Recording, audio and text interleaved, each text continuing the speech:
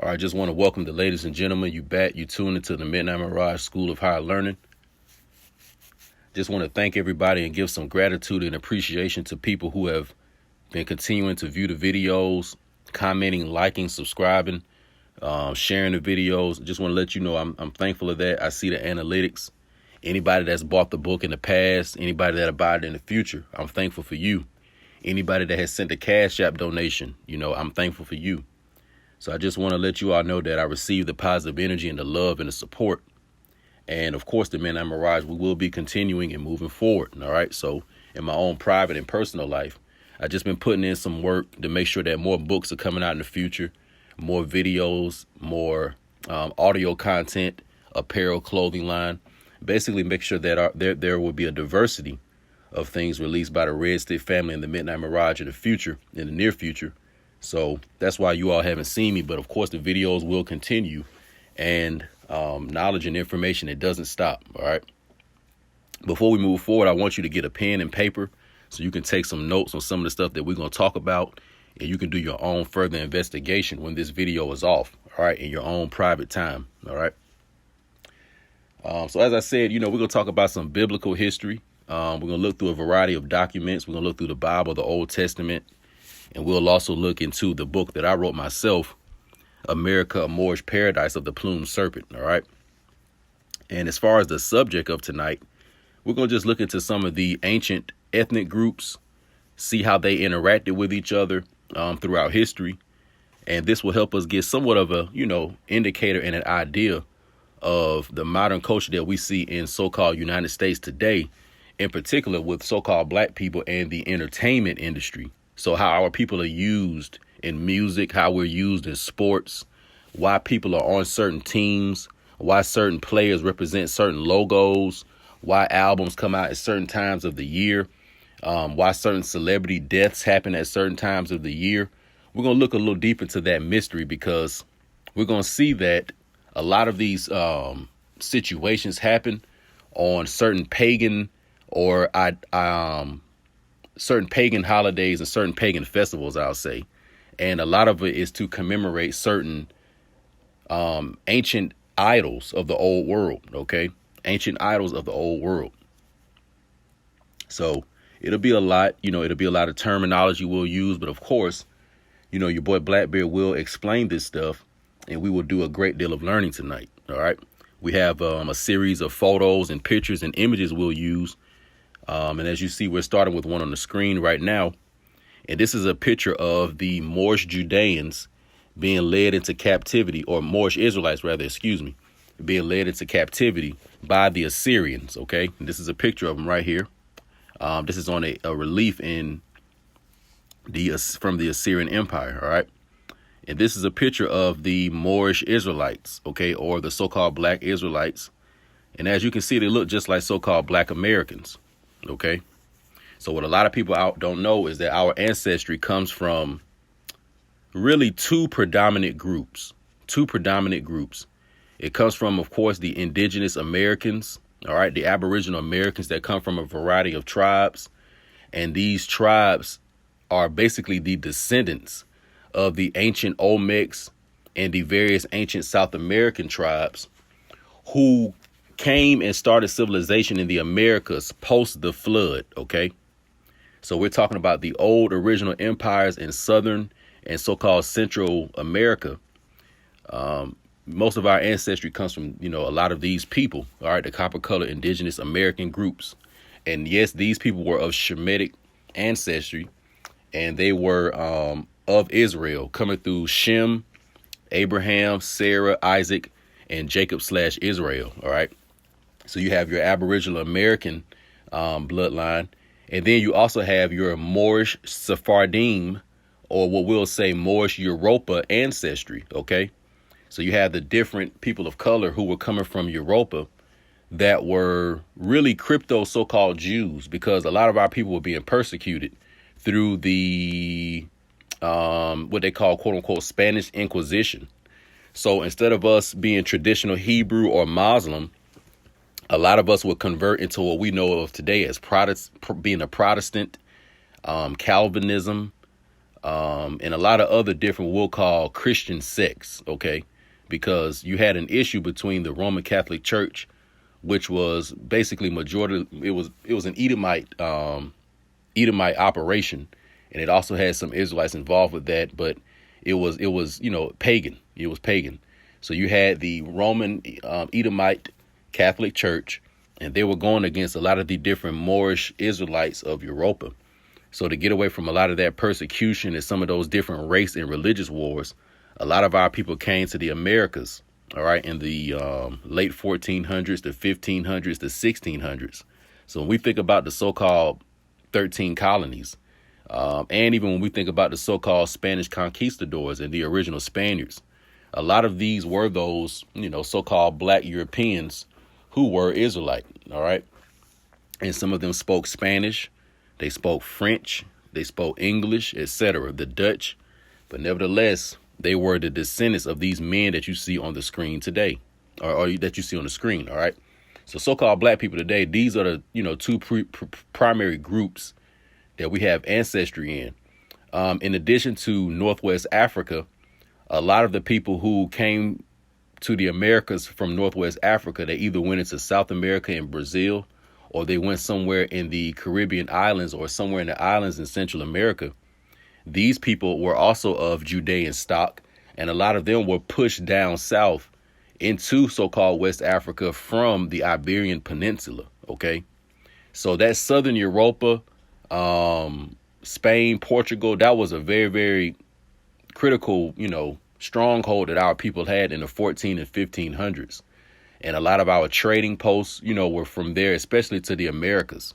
So you could look at, what they call Portugal and Spain as like a, as I said, a trading post or somewhat as an intermediary for all the different Shemitic Israelite people who were traveling to the Americas. OK, so today that is, who we are. We are a mixture of these Aboriginal Americans and the Moorish Sephardim that were coming from Europa, Northern Europa, Central Europa, Southern Europa, and Northwest so-called Africa. All right.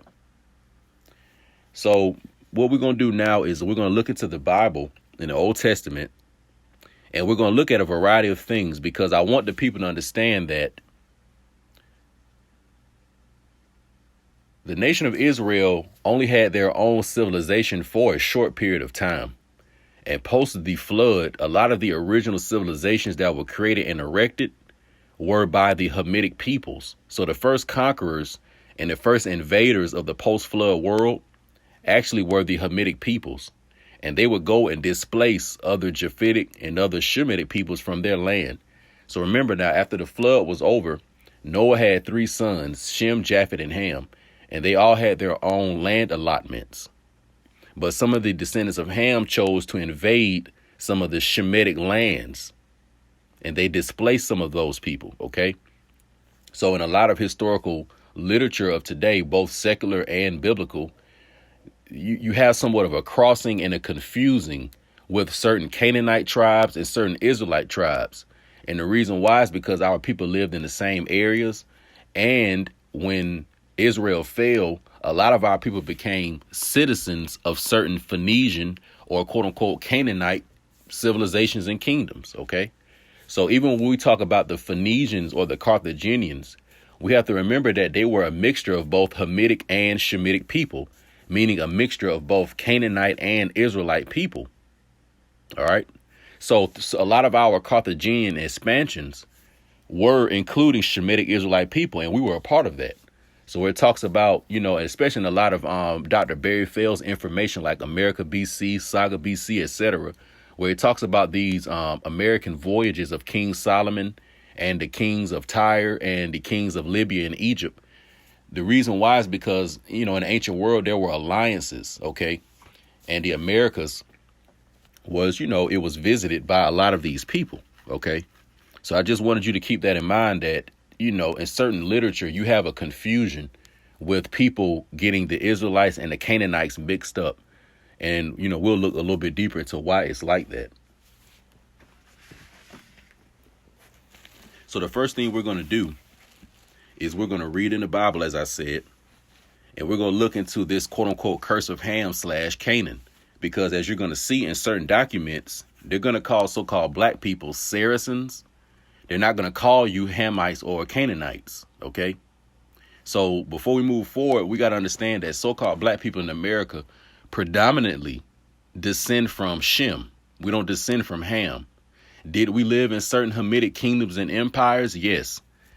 Did we intermix with some of those people while we lived in those empires? Yes. But that does not mean predominantly that is the seed line that we come from. We come from the seed line of Shem. And the Roman Catholic Church actually documented that. I actually used them as one of my primary sources as to why do I call so-called black people Israelites. I got that from the Roman Catholic Church and a lot of their records and history, because their stuff is very, very on point. Now, whether you want to do the homework to cross-reference and get the truth, that's on you.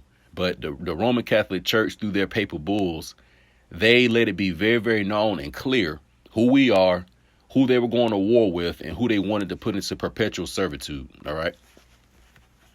Now, let's read real quick in Genesis 9. All right. We're going to start in Genesis 9, verses 20 through 29. And it says, and Noah began to be a husbandman, and he planted a vineyard, and he drank of the wine and was drunken, and he was uncovered within his tent. And Ham, the father of Canaan, saw the nakedness of his father and told his two brethren without. And Shem and Japheth took a garment and laid it upon both their shoulders and went backward and covered the nakedness of their father. And their faces were backward, and they saw not their father's nakedness. And Noah awoke from his wine and knew what his younger son had done unto him. And he said, cursed be Canaan, a servant of servants shall he be unto his brethren.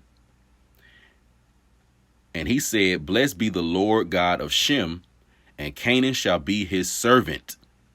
God shall enlarge Japheth, and shall dwell in the tents of Shem, and Canaan shall be his servant.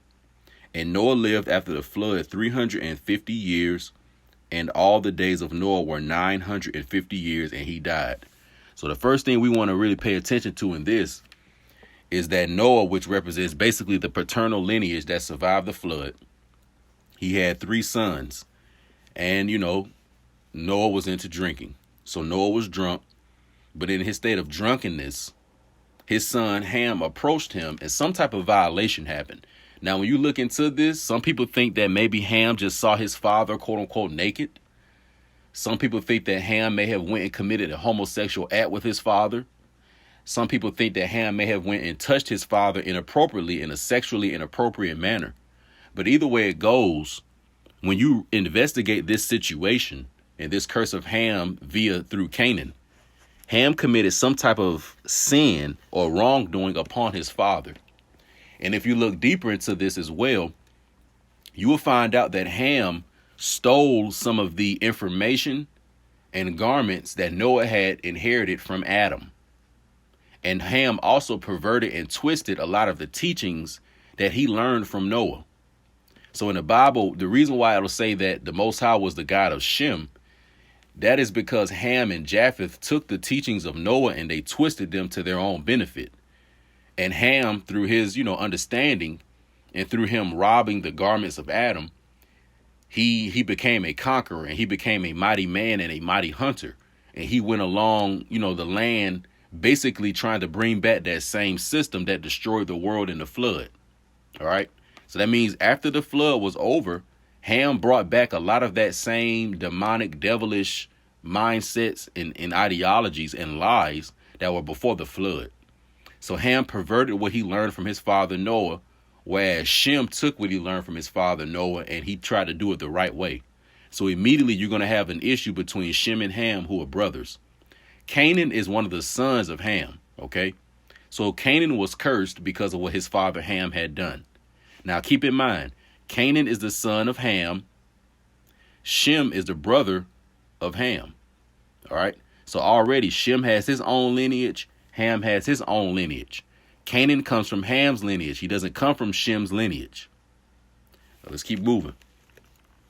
So now we're going to go in Genesis chapter 10, verse 1 through 32. And let's see what's important that we want to get. So it says, now these are the generations of the sons of Noah, Shem, and Ham, and Japheth. And unto them were born sons after the flood. So remember, Shem, Japheth, and Ham, they had their own sons, their own progeny after the so-called flood. It says that, now I'm going to just move down to Shem and Ham because that's who we want to pay attention to. It says, and the sons of Ham, Cush, and Mizraim, and Put, and Canaan. And the sons of Cush, Seba, and Havilah, and Sabta, and Ramah, and Sabbatechah. And the sons of Ramah, Seba, and Dedan. And Cush begat Nimrod. He began to be a mighty one in the earth. He was a mighty hunter before the Lord, wherefore it is said, even as Nimrod the mighty hunter before the Lord. And the beginning of his kingdom was Babel or Babylon, and Erech, and Akkad or Acadia, and Calneh in the land of Shinar. So it says right here that Ham's descendants are Cush. Cush had Nimrod, and Nimrod became a mighty man or a mighty hunter. So when it's saying that he became a mighty man or a mighty hunter, it's talking about him being in possession of those garments that he got from Ham, who stole them from Noah, and being in possession of that information and that knowledge and wisdom that he would now use to conquer the post-flood world. So that's why it says that he was a mighty hunter before the world, because a lot of the Hamitic peoples, they re-established a lot of the civilizations. So some of these early civilizations after the floods, a lot of the different, large buildings and structures where the people would live in communities, a lot of this was re-erected by the Hamitic people. And a lot of that science and information that the Hamitic people used to do that, they learned from Noah. All right. And it goes on to say, and Canaan begat Sidon, his firstborn. Now that's very important because Sidon, we're going to hear that name a little bit later on with Tyre, because these are going to be the people we call the Phoenicians. So as we see right now that the people that they call in the Sidonians or the Tyrians are Canaanites, and they come from Ham. All right. Now let's move forward.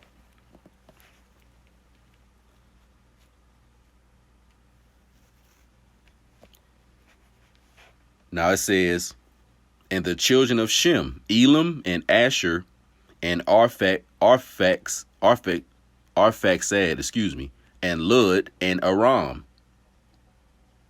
And the children of Aram, Uz and Hul and Gether and Mash.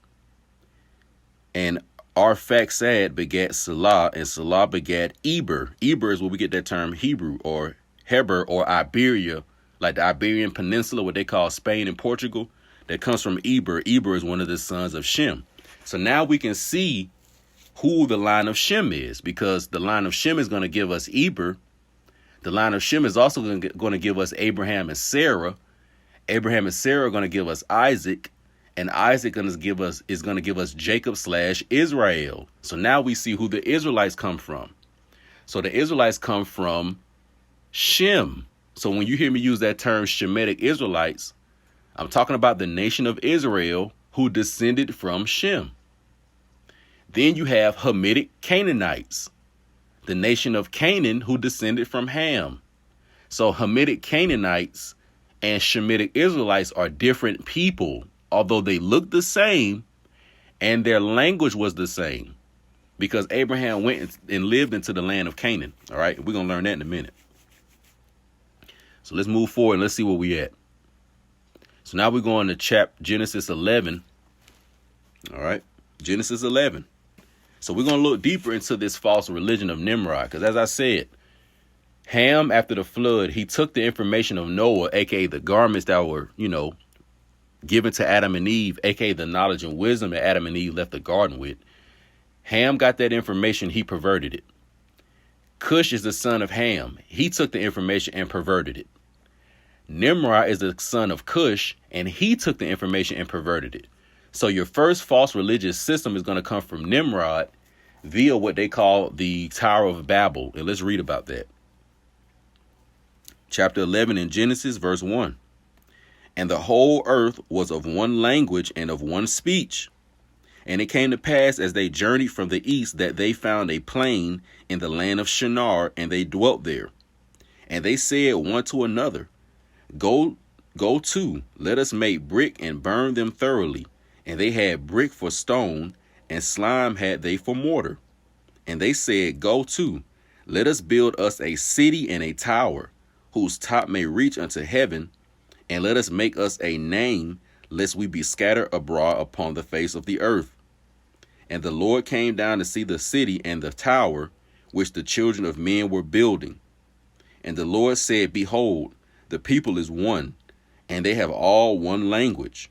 And this they began to do. And now nothing will be restrained from them, which they have imagined to do. So what you have right here is you have Nimrod and his colleagues choosing to reestablish a one world government, a one world religion, which was the same thing that destroyed the world prior to the flood. So what Nimrod and his colleagues were doing is they were coming together in a mindset of evil. The same way today, like that term, the so-called Illuminati today, and how you have these globalists today, how you have this communist, Marxist, Luciferian group today, these international bankers today that are trying to rule in secrecy, and they want to have one world where they have one currency and there is one religion and all the people are under one community, one global community, where they break down the national borders. We've been seeing a lot of that lately. Like Donald Trump saying he wanted to build a border to keep the people out. Well, the New World Order or the Babylonian system is about a one world order where everybody's under one rulership of the what we'll call Nimrod Hamitic elite, because that's how it was in the old world. Except today, the people who are ruling it, it's probably some still people of color in it, but they probably are predominantly Caucasian. But nevertheless, this modern day, quote unquote, one world order is not the first one. The original one was the Nimrod Hamitic one world order and the false religion that brought all those people together. And this false religion was one of egoism and self-worship and idol worship, worshiping materialism, basically being caught up into the material world, being caught up into your own carnal lust, your own carnal desires, feeding and stimulating your own five senses. So not really being of a spiritual mind. And on top of that, man being his own God, man being his own illuminator, man being his own alpha and his own omega, meaning man is not acknowledging a higher power, man not acknowledging that there is a higher source that is responsible for creation, man not acknowledging that there's a higher power that created him, man not acknowledging that he raises into his higher self and he raises into higher consciousness when the higher power brings him to that level. So you have two different types of understanding. The Shemitic peoples in Shem was under the priesthood of the Most High. But the Hamitic people in Nimrod wanted to worship themselves. So when you have now this culture of creating these large statues and these large idols, this comes from the Nimrod people. Okay, Nimrod and his group of people. All right. Now, what we're going to do next, I want you to take a look at this picture right here. So what you have right here is a image of the false religion that Nimrod started after the flood. Now, this false religion is where you get the concept of the Trinity from, the concept of the quote unquote father God, the mother goddess, and their offspring. OK, so briefly, let's look into this. So you have Nimrod, you have his Assyrian wife named Semiramis, and you have their offspring Tammuz. So all these father god, sun gods of the ancient world are really just symbols of Nimrod. All the mother goddess symbols of the ancient world, the moon goddess symbols of the ancient world are really just manifestations of Semiramis. And all the false Christ archetypes of the world, or the child sun god archetypes of the world, is representing Tammuz or Nimrod reincarnated. So that religion of the horn deity or the sun god, the mother goddess or the moon goddess, and their divine offspring, which is transgender basically, comes from that ancient culture that Ham taught Nimrod. So the sun god always is correlated and analogized with the horn deity. Okay, so think about how in certain cultures that the male patriarch always will have horns. So you'll have the goat god, he'll have horns. You'll have the ram god, he has horns. And sometimes you have the stag god or the male deer god or the buck god, and he has horns. Now, this is very important for you to remember, because in the future in this tape, or not in the future, but in a little while in this tape, we're going to go over some of these Babylonian, Hamitic, Cushite, Canaanite rituals that are being put on TV in front of you, where they're showing you how to worship the sun god and where they're showing you how to worship the horned god. And they do this stuff a lot through sports. They just did it this past summer with the Phoenix Suns versus the Milwaukee Bucks. Think about the Phoenix Suns being the sun god, the Phoenix, the Phoenicians, the Canaanites. And then think about the Milwaukee Bucks or the horned god, the stag god, okay, which is actually an ancient Celtic god when our people were doing the idol worship up in Northern Europa. And think about how the Milwaukee Bucks won. So when you had the Milwaukee Bucks versus the Phoenix Suns, this was the sun god versus the sun god. OK, because remember, anytime you see a god with horns, he represents the sun god, because that's Nimrod. So even that entity that they call so-called Lucifer, the horned one, he's a sun god. He's a false illuminator. He's a false Christ, pretty much, because that's what Nimrod was. He was a false Christ. He was trying to basically bring forth a lot of the prophecies that actually applied to Yahawashah or Yeshua in the last days. He was trying to basically make them happen in his day. So he wanted to put himself forth as the Christ, but he was a false Christ. All right. And this is what the whole Tower of Babel was. And this is why the different peoples of the ancient world went against him and destroyed it. OK, so I just want you to understand that Nimrod, Semiramis, and Tammuz, aka the father god, the mother goddess, and their offspring, this is the true religion of the world. And I don't care what religion somebody practices, whether they be of the so-called Abrahamic faiths of today, or whether they be part of some left-hand path, pagan, or idolatry system. A lot of that stuff all is under the umbrella of the horn god, the mother goddess, and their offspring. And this goes back to ancient Babylon. All right.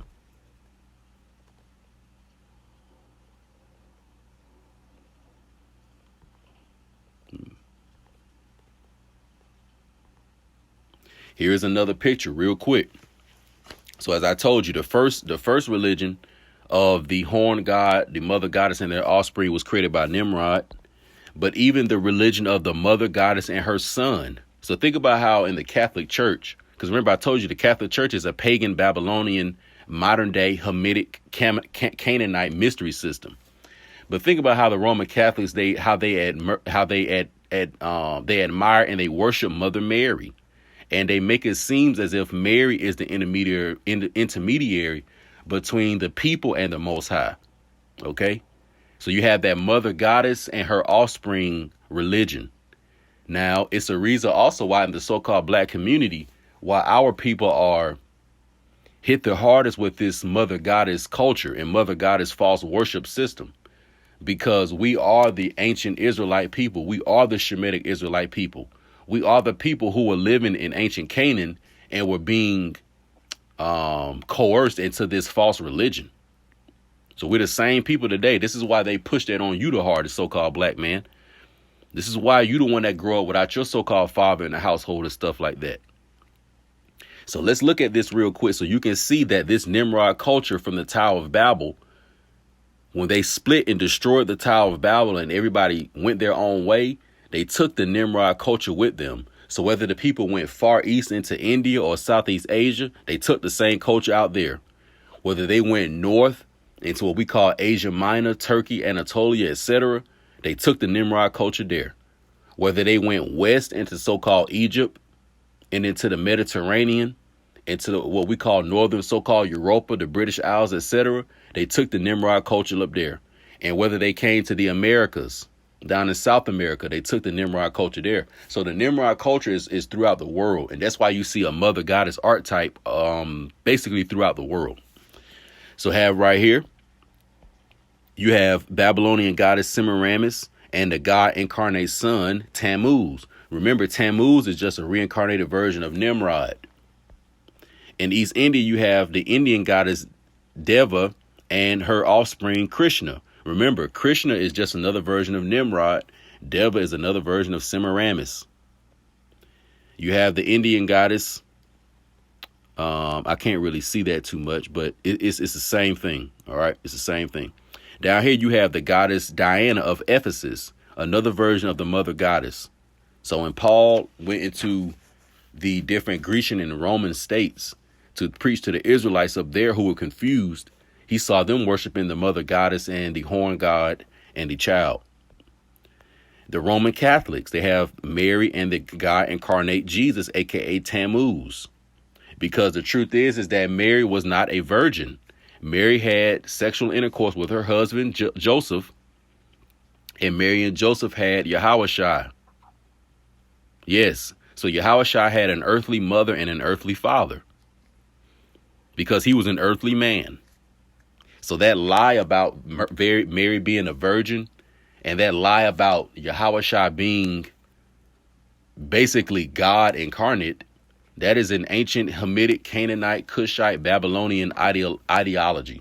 Okay, that's where that comes from. And of course, you have the Egyptian goddess Isis and Horus, aka Semiramis and Tammuz. So all of these are basically talking about the same thing.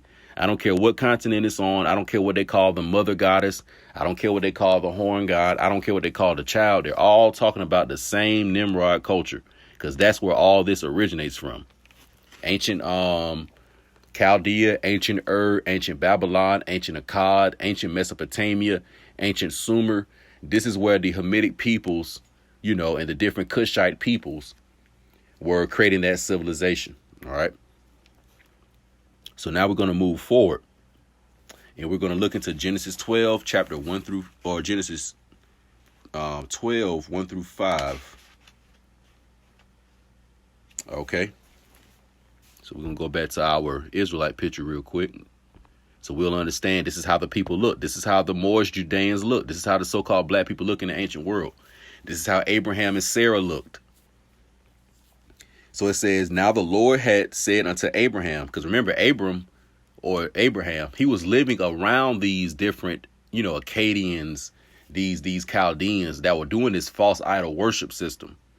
So the higher power took Abraham out of that land, took him and his wife out of that land and told them to move somewhere else.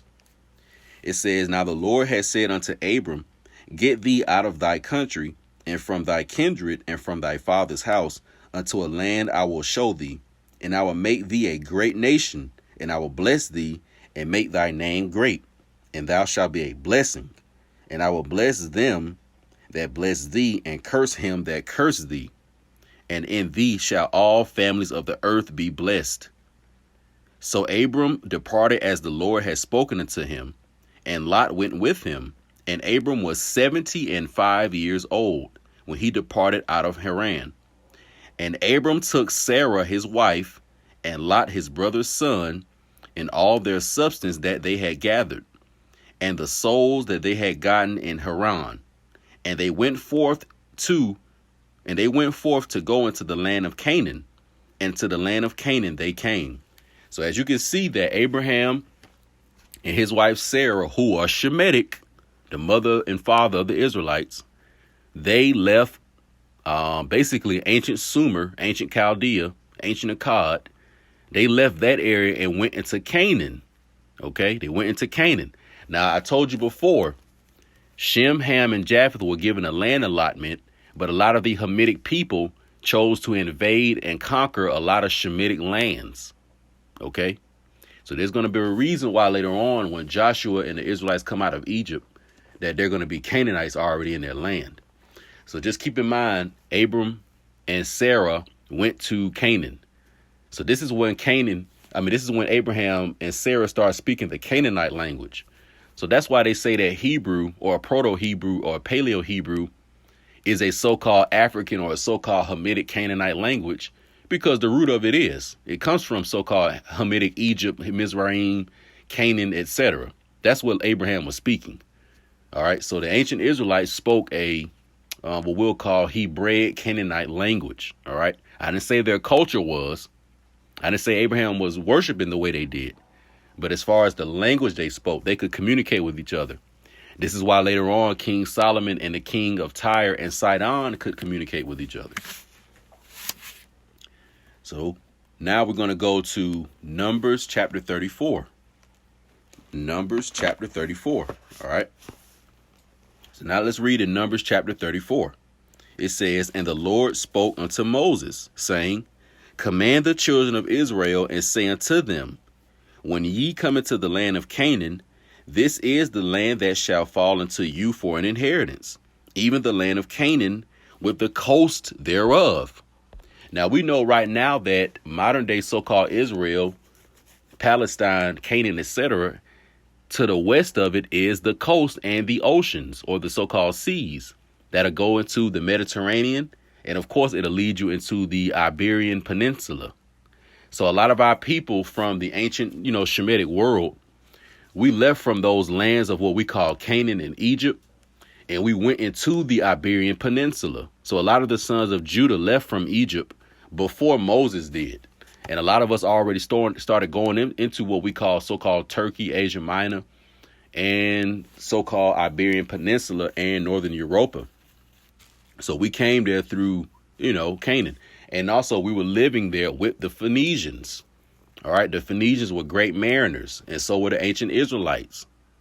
So we were all, traveling the seas together and stuff like that as well. All right. And before I move forward, this is not a thing about just saying that so-called African people or Hamitic Canaanite people are bad people. We just talk about history. All right. So let's move forward. So as you can see right here, the Most High told Moses that Canaan will be the promised land, the land of the inheritance. OK, very important. So the next thing we're going to go into now is we're going to go into 1 Kings chapter 9. All right. 1 Kings chapter 9.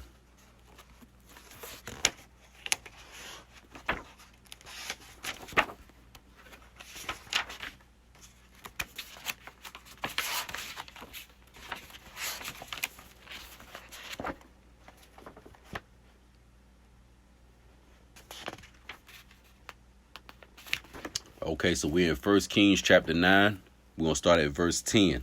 All right, 1 Kings chapter 9, starting at verse 10. All right, so we're going to go into how the Shemitic Israelites and the Hamitic Canaanites, how we lived in civilizations together. We did business together. We worked together, etc. So it wasn't like we was always beefing. But, when they tried to put their false culture on us, that's typically where a lot of the problems came in. So it says here, "And it came to pass at the time of 20 years, or it says, and it came to pass at the end of 20 years, when Solomon had built the two houses, the house of the Lord and the king's house. Now Hiram, the king of Tyre, aka the king of the Canaanites, the Phoenicians, had furnished Solomon with cedar trees and fir trees, and with gold according to all his desire. That then King Solomon gave Hiram 20 cities in the land of Galilee. And Hiram came out of Tyre to see the cities which Solomon had given him, and they pleased him not. And he said, What cities are these which thou hast given me, my brother? And he called them the land of Kabul unto this day. And Hiram sent to the king 60 talents of gold. And this is the reason of the levy which King Solomon raised, for to build the house of the Lord and his own house." Going on to 16. "For Pharaoh king of Egypt had gone up and taken Gezer and burnt it with fire, and slain the Canaanites that dwelt in the city, and given it for a present unto his daughter Solomon's wife." So as you can see right here, that the king of Egypt and the king of Tyre are working hand in hand with Solomon. Because when you read in Dr. Barry Fell's books, he will tell you that King Solomon, or ancient Israel, had an alliance with the king of Egypt and the kings of Libya. And this is how a lot of the financiers, or this is how a lot of the voyages were financed to the Americas and things like that. So you have ancient tablets and ancient stones, ancient steles, etc., that were found in the Americas that had Paleo ancient Hebrew writing on it before even the Moorish Sephardim got here. So that means that when the so-called black Spaniards got here in the early 1500s, there were already giant stones and tablets that were here that had ancient Paleo Hebrew writing on it. So that means that this is why I say that our Shemitic Israelite ancestry comes from two different groups. It comes from the Moorish Sephardim, or the so-called black Europans who came over here in the 1600s, and it came from the ancient Israelites who came here in the ancient world, and they stayed, and they became what we call the Olmecs and those various tribes in the Northeast, the Creek, the Washita, etc. All right. Because these people, a lot of them were speaking in ancient Canaanite Paleo Hebrew language. It's just a lot of these so-called archaeologists and people of that nature, these so-called linguists, they're not going to tell you that. Because if you think, well, why would so-called Native American tribes be speaking in ancient Hebrew language? That's going to give away too much information that they really don't want you to have. So now we're going to go into 1 Kings chapter 11, because remember I told you, everything was good when we were with the Canaanites until they started trying to give us their false religion. All right. And it says, but King Solomon loved many strange women, together with the daughter of Pharaoh, women of the Moabites, Ammonites, Edomites, Zidonians, and Hittites. Remember, the Zidonians are the Phoenicians, the Tyrians. All right. Then it says, of the nations concerning which the Lord said unto the children of Israel, ye shall not go into them, neither shall they come into you, for surely they will turn away your heart after their gods. Solomon clave unto these in love. Then it goes on to say, and for Solomon went after Ashtaroth, the goddess of the Zidonians, and after Milcom, the abomination of the Ammonites. And Solomon did evil in the sight of the Lord, and went not fully after the Lord as David his father. Then did Solomon build a high place for Chemosh, the abomination of Moab, in the hill that is Jerusalem, and for Molech, the abomination of the children of Ammon.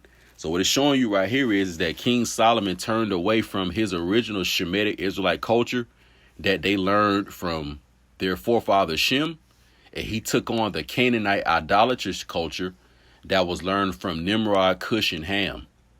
So it says that he started building these false idols, and he started building goddess temples, because the women that he were married, they were from these other nations. But Solomon really married these women to seal certain business deals. But, because I guess he was sleeping with these women, and as Solomon got older, he became a little weak. So he started worshiping the way that they did. And it clearly says right here that Solomon built temples to Molech. Now, who is Molech? Molech is the horned god. That's who Molech is. He's the horned god. He's the one that the Canaanites were sacrificing their children to. Also, if you're familiar with certain ancient Grecian culture, because those are Israelites and Shemitic people, if you ever heard of the brazen bull, how in the ancient world they would have a bull made out of brass, a giant bull, but it was a furnace. And what they would do is they would take people and put you in that brazen bull and set the bull on, they would light the bottom of it so the person inside would burn to death and basically steam to death. And as the person was inside burning and steaming to death, and as they would scream, the sounds of their screams would funnel through the bull and make almost like a bull bellow sound. Okay. And as all this was going on, as this person was dying on the outside around them, You would have Israelite and Canaanite people dancing, having festivals, eating, drinking, being merry, having orgies, and engaging in all type of sexual immorality around this person's death while they were burning inside the brazen bull. Another movie you can see the brazen bull in action is that movie Immortals that came out in 2011. It's a very, very good movie. It shows the Titans and all that different stuff.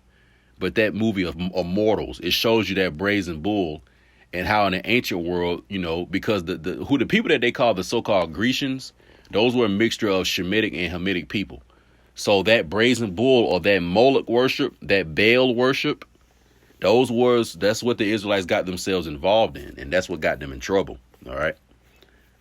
So let's move forward. So we just read all our stuff from the Bible, you know, out of the book of Genesis, Numbers, and the book of Kings. And you should look all that stuff up that I named, because I had to read all that to just give you a good historical context on, you know, some of the different rituals and ceremonies that our people have placed through the day. And it's right under our nose and we don't really even know what's going on. OK, so now what we're going to do is we're going to real quick go into my own book called America, a Moorish Paradise of the Plumed Serpent, because as I told you before, the modern day Roman Catholic Church is the modern day Hamitic, Cushite, Canaanite, Babylonian mystery school system. And as I said, Mother Mary, or the so-called Virgin Mary, and so-called baby Jesus is nothing but the moon goddess Semiramis and the reincarnated sun god Tammuz.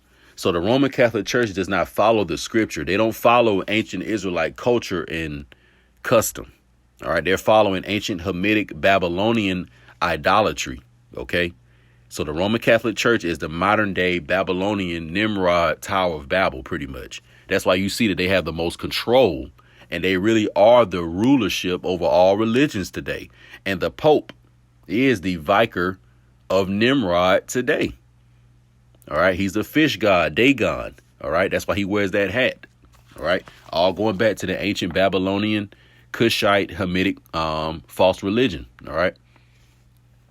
So in my own book on page 115, it says, in the summer of 1452, Pope Nicholas V issued an edict named Papal Bull Dum Diversus to the Portuguese King Alfonso V. It states, quote, we weighing all in singular the premises with due meditation, and noting that since we had formerly by other letters for ours granted among other things free and ample faculty to the aforesaid King Alfonso to invade, search, capture, vanquish, and subdue all Saracens and pagans whatsoever and other enemies of Christ or Tammuz wheresoever placed, and the kingdoms, dukedoms, principalities, dominions, possessions, and all movable and immovable goods whatsoever held and possessed by them, and to reduce their persons to perpetual servitude. So what you have right here is the Pope in 1452 writing a letter to the King of Portugal. Once again, these are all Roman Catholics. And he's telling the King of Portugal that everybody that is a Saracen, we're going to subdue them, capture them, steal all their belongings, and put them in perpetual servitude. Now, let me ask you a question. If they telling you that you are a so-called slave and your whole history downturn started in the late 1400s, who do you think that the Saracens really are? Don't you think that the Saracens are the people that were put in so-called slavery?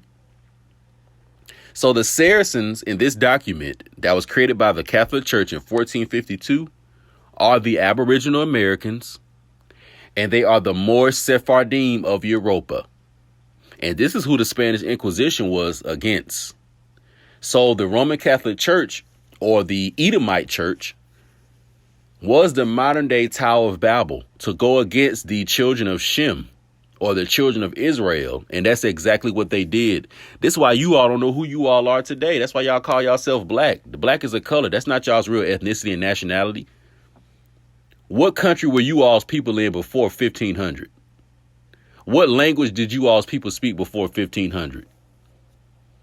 What so-called religion did you all's people practice before 1500? You all don't know. They tell you that it was some so-called African tribe, but that's not true. So the Catholic Church referred to our people as Saracens, and a Saracen is a descendant of Sarah, and Sarah was the wife of Abraham, and Abraham and Sarah were the descendants of Shem. So a Saracen is a descendant of Shem. A Saracen is an Israelite because Abraham and Sarah had Isaac, and Isaac had Jacob/Israel.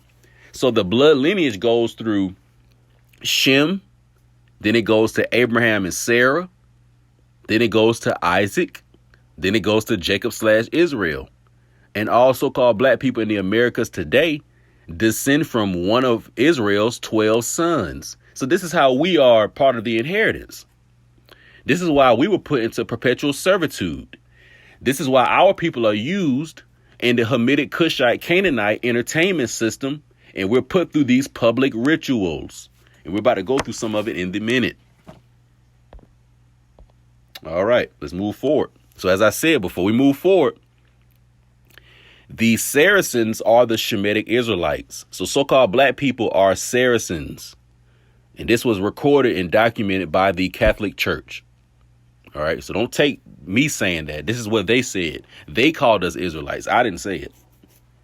So moving on.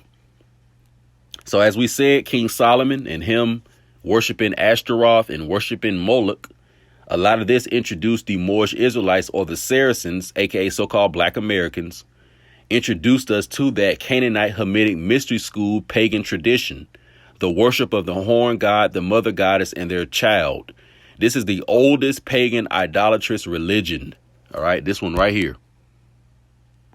This. So this is what King Solomon introduced to the people. He was worshiping Ashtaroth. Ashtaroth is a Canaanite moon goddess, or a Canaanite mother goddess, aka another version of Semiramis, aka another version of Eve. Because all this even stems back from Eve, and Eve introducing these satanic teachings to Adam. All right. So Eve actually is the first mother goddess. OK. So now what we're going to do is go into the Hamitic Babylonian Canaanite mystery school system and entertainment. And this one was very, very interesting to me because, you know, growing up, I was a basketball fan. I still am to this day. And last year, they had a documentary come out called The Last Dance. Now, The Last Dance, of course, I was excited about this because, you know, it was showing the history of the Chicago Bulls. And I caught the tail end of Jordan's career on the second three-peat because I was very, very young during the 90s. So when this came out, I was very excited to see it. And when I watched it the first time, of course, you know, I'm just watching it to catch it.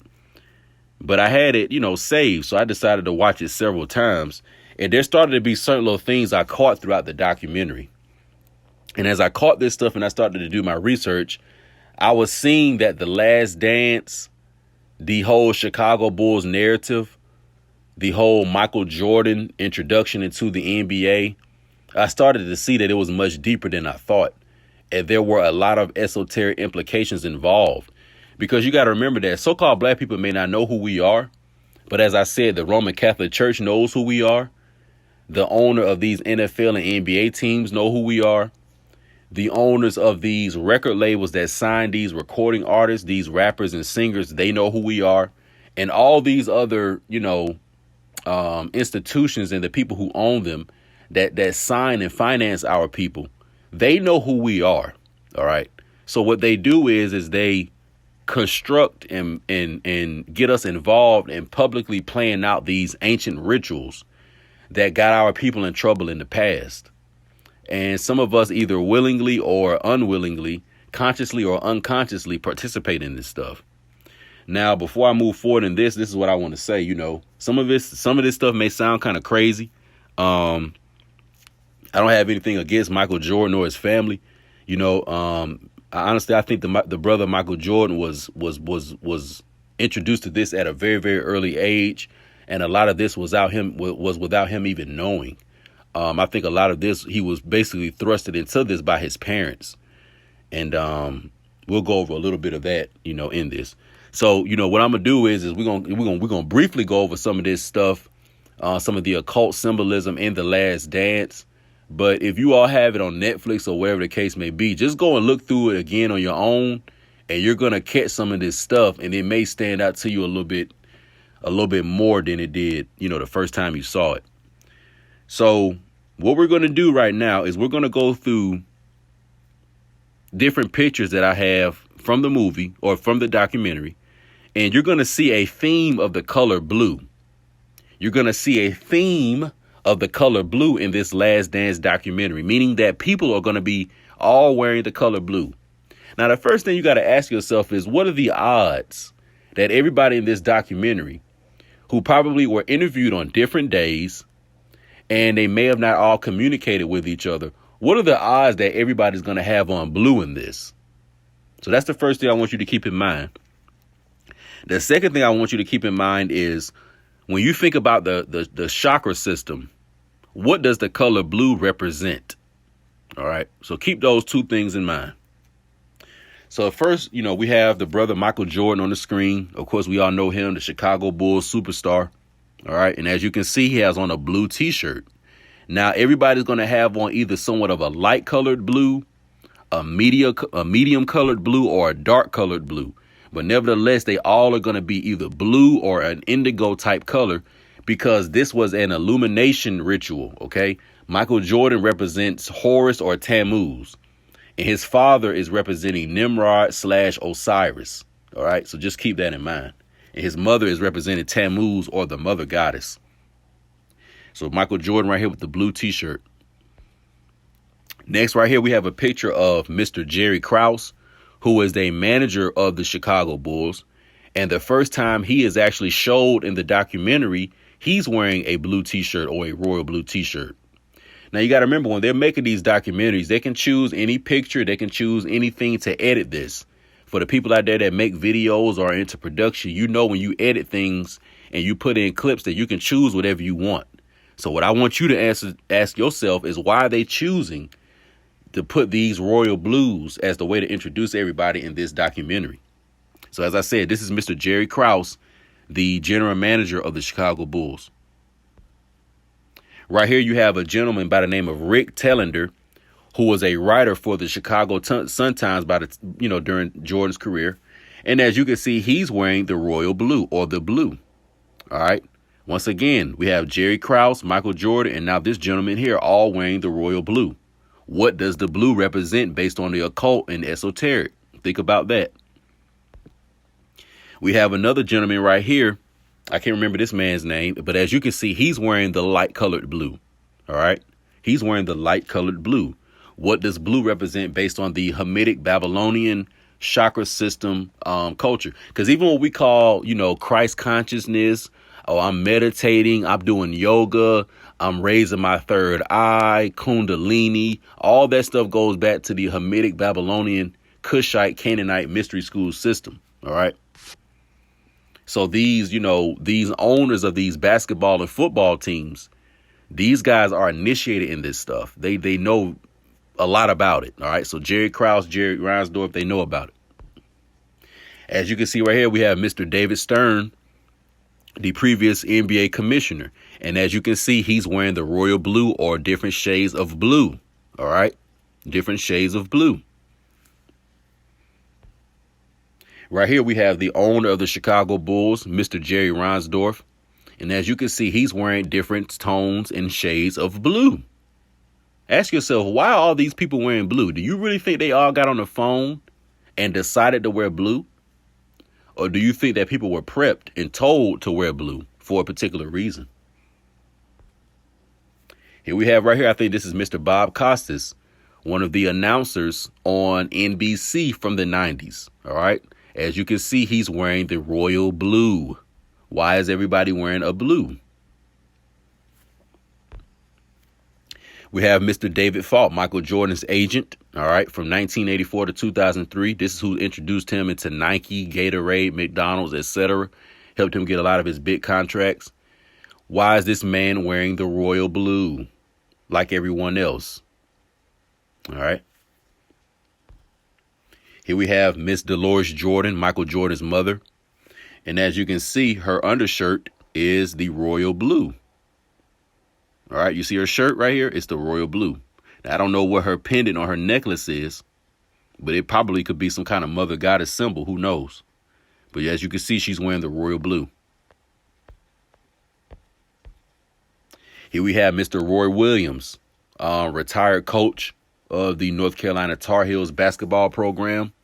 And as we all know, Michael Jordan played his collegiate basketball at North Carolina. And what colors do North Carolina wear? They wear the light blue or the sky blue color. All right. And as you can see, even the blue is in the background right here. All right. Mr. Roy Williams, you can see him with his light blue on. Once again, everybody's wearing blue. Keep that in mind. What does blue mean based on the esoteric system and the esoteric tradition? It means illumination. It means the clarity of the third eye, the ajna chakra, sometimes also the throat chakra as well. Here's another gentleman by the name of Mr. Billy Packer, college basketball and analyst. All right. He showed up in a documentary when they talked about Michael Jordan going against Georgetown when he won his championship as a freshman. And as you can see, he's wearing the navy blue, look like long sleeve shirt, and he has on a sky blue shirt up under it. All right. Once again, everybody's still consistent with the theme of blue. And of course, we have Michael Jordan again right here wearing royal blue. All right. Just a clearer picture of it. Now, this scene right here was very, very spooky to me the second time I saw it, after I realized everybody was wearing royal blue. They showed a scene when Michael Jordan was a young man, and you know how he used to just basically hang out in his place before he learned about the partying and stuff like that. And it showed where he was cleaning up his home. You know, mind you, in this picture, Michael Jordan, you know, he's probably about 21, 22 or something like that. And as you can see, what is the theme in Michael Jordan's color in his room? What are the color of his pillows, his bed? And you can't really see, but in the other room, even the theme color with his couch and his pillows, it's all royal blue. Now, mind you, in this picture right here, when Michael Jordan is in his room and this royal blue theme, he was probably about 21 years old. Right here, when he recorded this, he probably was in his early 50s. So you see, he got a royal blue theme right here as not an old man, but as a grown man in his 50s, he's wearing a royal blue right here. Then in his early 20s, he's got the theme with a royal blue right here. So could the royal blue have been a color that was part of Michael Jordan's MK Ultra programming? All right. Because remember, the Jordans are from America. They descend from the Shemitic Israelites. Michael Jordan is a Shemitic Israelite. So these people who, you know, were part of the business world that got him, you know, all these $1 million contracts and stuff like that, they could have been practitioners of this Hamitic Babylonian worship. And a lot of these motifs and themes could have been introduced to Michael Jordan without him even knowing what he was involved in. All right. Just keep that in mind. But this part, it did kind of spook me out when I saw that royal blue in his room. I'm not going to cap it all on that shit. Here we have Mr. Isaiah Thomas. The first time he's introduced into the documentary, he's wearing the royal blue. All right. He got on a royal blue blazer jacket right here. All right. Here we have Mr. Magic Johnson. All right. NBA All-Star, 5-time champion. He's wearing the blue, different shades of blue. All right. Keep that in mind. Why is everybody wearing blue? Here we have Mr. Barack Obama, previous United States president. He's wearing different shades of blue. Why is everybody wearing blue? Here we have Mr. Steve Kerr, coach of the Golden State Warriors. Now, people may say that, well, the Golden State Warriors, they wear royal blue, so that's why his shirt is royal blue. No, sir, and no, ma'am. It doesn't work like that. These people are occultists. These people are very, very astute in their Luciferianism. Okay. Steve Kerr could have wore any shirt he wanted to that day. Why is he wearing the royal blue? Mr. Phil Jackson, the top Babylonian scientist of the Chicago Bulls, the handler of Michael Jordan. As you can see, he's wearing the plaid blue shirt, different shades of blue. Why is everybody wearing blue? And as you can see, we have Mr. Isaiah Thomas, a full picture, and he's wearing the royal blue. Okay. He's wearing the royal blue.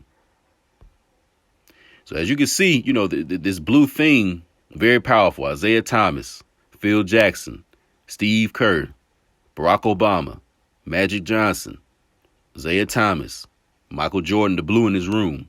Michael Jordan wearing the blue. Billy Packer wearing the blue. Roy Williams wearing the blue. Dolores Jordan wearing the blue. David Falk wearing the blue. Bill Costas wearing the blue. Jerry Reinsdorf wearing the blue.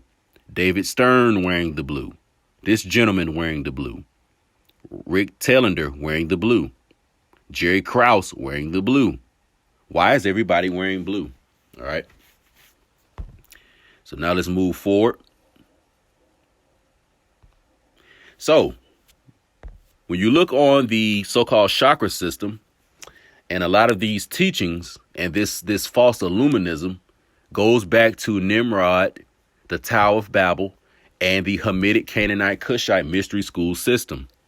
And they thought that they were going to make themselves God. They didn't need the power of the Most High. So they told themselves that if we worship the disembodied spirits of creation, if we worship the elementals, if we worship the celestial bodies in the heavens, and if we worship our own egos, we can become gods. And that is what is taught to these so-called black celebrities. That's why you all see them doing the one-eye symbolism, holding up the pyramids, doing the different hand gestures. You know that they Freemasons. You know that they Eastern Stars. That's what it all goes back to. This false illumination. When the Luciferian spirit or Luciferian entity introduced the idea to Eve that she could make herself her own God. She could be in control of her own destiny, and she does not have to adhere to a higher power. So after Eve learned that false teaching, she taught it to Adam, and Adam and Eve then went and taught the rest of humanity. So that's where this came from, this false illumination. And that color blue represents false illumination. Now, I'm not going to say that the chakra system is something bad. I'm talking about the way that it's used in the Hamitic, Cushite, Nimrod, Canaanite, Babylonian mystery school system. All right. So I'm not saying that none of this information is evil or something like that. But I'm talking about the way that these people use it. These satanic practitioners. I'm talking about that the way that they see it. OK. All right. So they view themselves as gods. For lack of a better word. All right. Now, what we're going to do next is I want to look a little bit into Michael Jordan's father a little bit, because what you're going to understand and learn once you do deeper investigation is that there is a strong connection between the secret societies, the military, and the entertainment world. I'm going to repeat one more time. There is a strong connection between the secret societies, the entertainment world, and the military. They're all in cahoots. And the military is actually at the top of all of it. And the secret societies and the bankers and the financiers, they run the military. All right. So that's the order of this. You got the satanic Babylonian banksters. Then you have the military. And then you have the entertainment wing. Now, the entertainment wing is important because that's what they use to play out their rituals and their ceremonies, and to get us to try to follow that stuff without really knowing what it is. Because me growing up as a child, I just like Michael Jordan because I'm a basketball player. I'm not into Baal worship. I'm not into sun worship. I'm not into Molech worship. But what they do is they try to use these people that are from our communities that they know we pay attention to, and they try to associate them with that symbolism. So this stuff can penetrate our subconscious. And then next thing you know, we're involved with it. So that's really what the whole point is. But let's look into Mr. James Jordan, because as I told you all, I think Michael Jordan was introduced to this as a child. And I think his parents had a little bit of something to do with it. But anyway, it says right here, it says James Jordan was born in Wallace, North Carolina, August 1st, 1936. Goes on to say, upon graduation, James Sr. joined the Air Force and was stationed in San Antonio, Texas. In 1956, he transferred to a base in Virginia and married Peoples thereafter. Their first child, son, James Ronald or Ronnie Jr., was born the following year. Jordan Sr. left the Air Force and got a job at a textile mill in Wallace. The Jordans had 2 more children, daughter Dolores and a son Larry. Now, James Jordan is Michael Jordan's father, and it said that his mother, Michael Jordan's mother, and his father married shortly after he was transferred to a base in Virginia. So Michael Jordan's father was involved in the military / the Air Force. And a lot of the times, these people in the military, in the Air Force, the Army, etc., they are made privy to some of the technology of the MK Ultra mind control programs. And I think that this is what is used to create what we call so-called celebrities and pop culture icons. So you got to understand that if I'm a rich tycoon and I just signed Rihanna to a $200 million contract and she's about to go on a tour and perform, I need her to make this money back. So I need to ensure that she's going to be the top performer, that she's going to be able to dance the best. She's going to be able to sing the best. She's going to be able to put on the best show so people will like it and make the most money back. And I need her to be at her top peak performance. So they use the MK Ultra program to put these people through certain traumatic events, and to basically program them into being the best at whatever it is that they can do. If you want another example of this, go watch the movie called The Manchurian Candidate with Denzel Washington. That's another good example of this. But they basically put people through a traumatic program to turn them into whatever it is that they want to turn them to. So if you're going to be a military sniper, they could put you through the MK Ultra for that. If they're going to use you to be a politician, they'll put you through the MK Ultra for that. If they're going to use you to be a star quarterback in the NFL, they can put you through MK Ultra for that. So I'm not saying that this is for certain, but who knows what Jordan's parents knew about the MK Ultra program from whatever they may have been told through Mr. Jordan being involved in the military. Because I think these parents are introduced and made privy of some of this stuff. And they're told that, if this can work the right way, that basically they'll get a lot of money and have a comfortable lifestyle. So that's why these people get involved with it. No different than them child stars on Nickelodeon, those child stars on Disney and stuff like that. How we know people like Raven Simone, we knew her from the Cosbys when she was a little girl. And we basically saw her grow up in front of us on TV, a.k.a. the Black Mirror, a.k.a. the Scrying Mirror. So when we see these stars, the people that literally grow up in front of us on TV, these people's parents are introducing them to this stuff. Raven Simone was just a little girl. She didn't know anything about any of that. She didn't know anything about acting and being on Bill Cosby. Her parents introduced her to that. So now you see her as a grown woman. She's a lesbian, all these crazy different hairstyles. Because she had been put through MK Ultra programming and sexual satanic abuse as a child and made into this Disney star. Just think about it. Next thing we want to do is look into the death of Michael Jordan's father, and then we're going to get ready to end it. It says that on July 23rd, 1993, while returning home after spending the day playing golf, Jordan Sr. pulled over on Highway 74 just south of Lumberton, North Carolina to take a nap. Daniel Andre Green and Larry Martin Demery spotted the car Michael had recently purchased for him. Demery shot Jordan to death while he slept in the car and then stole the vehicle. As his body was in a state of extreme decomposition, Jordan Sr. was not identified until August 13th with the help of dental records. So basically what they're telling you is that, that these two guys shot Michael Jordan's father after Michael Jordan's father pulled over on the side of the highway to take a nap. First of all, I never believed this story. When I saw the documentary, this story kind of bothered me a little bit more because, I grew up with my father, you know what I'm saying? So when I was seeing Michael Jordan win them championships and his father was there with him, that shit was a low-key a little emotional to me because I know how powerful that is. Like, to me, that's a powerful image, man. Seeing Jordan crying, holding that championship with his father there, that's like the ultimate sign of the black man to me. Like, seeing your son accomplish something and then you right there, like, so that every time I see that picture, it's emotional. It has an emotional feel to it. So it made me really be like, damn, Jordan and his dad was close. But when I started doing extra research and I found some stuff out, I'm like, this isn't making sense. Also, before I move forward, Michael Jordan's sister, his older sister named Dolores. She has an interview on the internet right now on YouTube. And long story short, she exposes that Michael Jordan's father was molesting her for, what did she say, from the age of about, basically for multiple years. So Michael Jordan's father was molesting his older sister. Yes. Dolores Jordan. And she wrote a book. I think it's called In My Family's Shadows. Michael Jordan's older sister was being molested by their father. Now, remember, the molestation and the sexual abuse, a lot of that is to create a traumatic event and split the consciousness and the psyche of the person. So could Mr. Jordan have been practicing the MK Ultra on his older daughter so they could later on use it on young Michael to turn him into this great superstar? Who knows? I'm just wondering.